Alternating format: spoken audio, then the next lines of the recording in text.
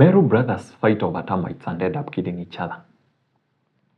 Niliacha kumbe zikiwa vitu ambazo ni Waluya wanapikanga. How did Wameru kwanza kutoka Igonji? How did you get involved in this whole thing? Embu tuelezeni mtuambie ni nini inaendelea. Because tell me why Japheth Kimani, a 57-year-old, killed his brother Godfrey Ngugi, 48 years, because of kumbe. So apparently Japheth Kimath's son alikuwa mahali kwa a kumbe mountain akizichukua and maybe trying to get some protein for their ugali delicacy.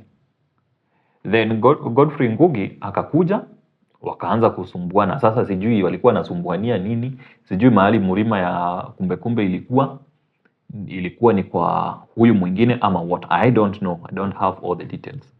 But now Godfrey Ngugi alikuja na panga kumuattack his elder brother. But now his elder brother was stronger than him and managed to overpower him na akamuumiza na the same machete yenye alikuwa amekuja kumkatakata naye. Is it that serious, guys? It's a sad story. It's not something to be proud about. I hate violence. I condemn it in the biggest way possible. But kupigania kumbe mpaka unaua ndugu yako jameni. For me, I smell poverty.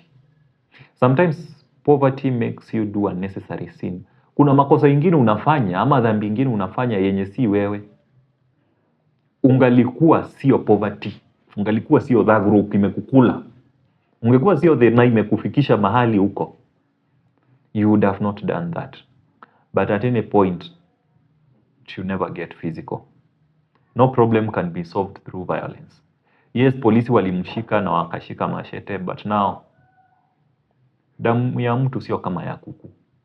It will haunt him forever, especially being someone who you knew. I mean, these are 57-year-old who killed this 48-year-old. It was not premeditated, it just happened, but shows you how things can get from bad to worse in just an instance.